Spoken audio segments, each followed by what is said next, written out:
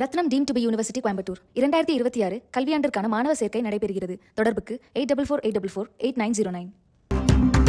எடப்பாடி பழனிசாமி மீது அதிருப்தியில் உள்ள சி.வி. சண்முகத்துடன் அதிமுக நிர்வாகிகள் சந்திப்பு. சி.வி. சண்முகம் வீட்டில் வேலுமணி, நத்தம் விஸ்வநாதன், கே.பி. அன்பழகன், எம்.ஆர். விஜயபாஸ்கர் ஆகியோர் சந்தித்திருக்கிறார்கள். அண்மை செய்தியாக பார்க்கிறோம். அதிமுக செயற்குழுவை கூட்ட வலியுறுத்தி வருகிறார் மயிலம் எம்எல்ஏ சி.வி. சண்முகம்.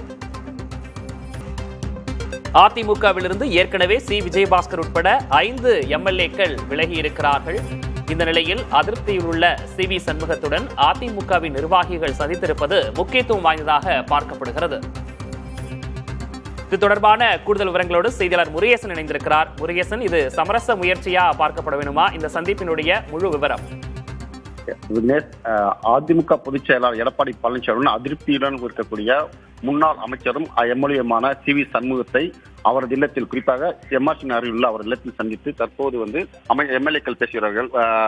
குறிப்பாக பாத்தீங்கன்னா எஸ்.பி. வேலுமணி, நத்தம் விஸ்வநாதன், எம்.ஆர். விஜயபாஸ்கர், பழனி தொகுதி எம்எல்ஏ ரவிமோகன் உள்ளிட்ட பலர் நிர்வாகிகள் பேசிக் கொண்டிருக்கிறார்கள். குறிப்பாக அதிமுக பொதுக்குழு கூட்ட வேண்டும் அல்லது செயற்குழு கூட்ட வேண்டும், அப்போதுதான் சட்டமன்ற தேர்தலில் நாம் ஏன் தோல்வி கண்டோம் என்ற கலாய்வு மேற்கொள்ள வேண்டும் என்று தொடர்ந்து வலியுறுத்தி வருகிறார்கள். ஆனால் தற்போது இன்றைய தினம் சட்டப்பேரவை நிகழ்ச்சி முடிந்த பிறகு கட்சியின் பொதுச் செயலாளர் எடப்பாடி பழனிசாமி பேசும்போது சட்டமன்ற அந்த கூட்டத்தில் அந்த செய்திகள் சந்திக்கும் போது பொதுக்குழுவோ அல்லது செயற்குழுவோ கூட்டினால் செயற்குழுவில் உள்ள 272 பேர் பங்கேற்பார்கள், பொதுக்குழுவில் உள்ள 2000 மேற்பட்ட பங்கேற்பார்கள். அந்த உறுப்பினரை தவிர வேறு யாரும் பேச முடியாது.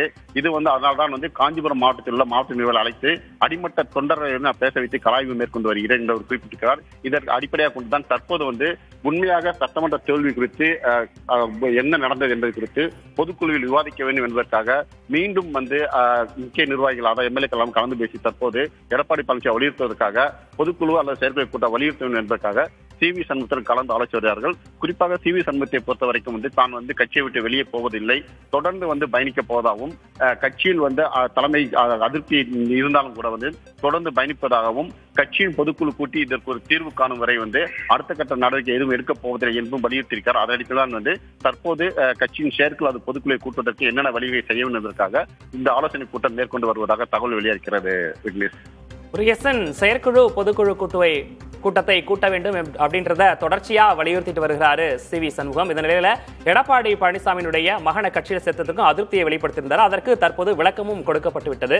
இப்போ இவங்க நிர்வாகிகள் சந்திப்பு என்பது சமரச முயற்சிக்கான ஒரு முன்னெடுப்பா பார்க்கணுமா? நிச்சயமாக அது கிடையாது. இந்த சந்திப்பு என்பது பாத்தீங்கன்னா அதிமுகவை பொறுத்த வரைக்கும் தோல்விக்கு தலைமை எடுத்த முடிவு சரியில்லை என்பது குற்றச்சாட்டு மேற்கொண்டார்கள். ஆனால் இன்றைய தினம் கட்சியின் பொதுச் செயலர் பேசும்போது கூட நான் தலைமை சரியில்லை என்றால் எப்படி இவ்வளவு பேர் வெற்றி பெற்றுக்க முடியும் என்றுதான் அவர் மேற்கோள் காட்டுகிறார்.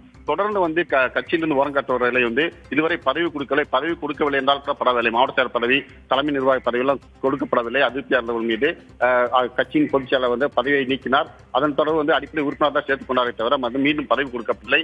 தான் ஆணவ போக்கோடு தான் அதிகமாக செயல்பட்டுக் கொண்டிருக்கிறார். இதுவரை தோல்விக்கான காரணத்தை ஏற்றுக்கொள்ளவில்லை, அவர் ஒப்புக்கொண்டதும் இல்லை. தோல்விக்கான காரணத்தை ஆராயவும் முயற்சிக்க முன்வரவில்லை. தனக்கு வேண்டப்பட்ட நிர்வாகிகளை அமைத்துக் கொண்டு, நிர்வாகிகளை மாவட்ட செயலரை போட்டுக்கொண்டு, நிர்வாகிகளை வரவழைத்து காஞ்சிபுரம் மாவட்ட நிர்வாகிகளும் கலந்துதான் பேசிக்காய் தவிர உண்மையான அடிமட்ட தொண்டருடைய எண்ணத்தை அவர் புரிந்து கொள்ளவில்லை. எனவே செயற்குழு அல்லது பொதுக்குழு கூட்டத்தை கூட்ட வேண்டும் என்பதை வலியுறுத்துவதற்காக தான் தற்போது சி.வி. சண்முகத்தை வைத்து காய் நகர்த்துவதற்காக இந்த ஆலோசனை கூட்டம் மேற்கொண்டு வருவதாக தகவல் வெளியிட்டிருக்கிறது. கூடுதல் விவரங்களுக்கு நன்றி Murugesan. Rathnam deemed to be university Coimbatore 2026 கல்வியாண்டிற்கான மாணவர் சேர்க்கை நடைபெறுகிறது. தொடர்புக்கு 8448448909.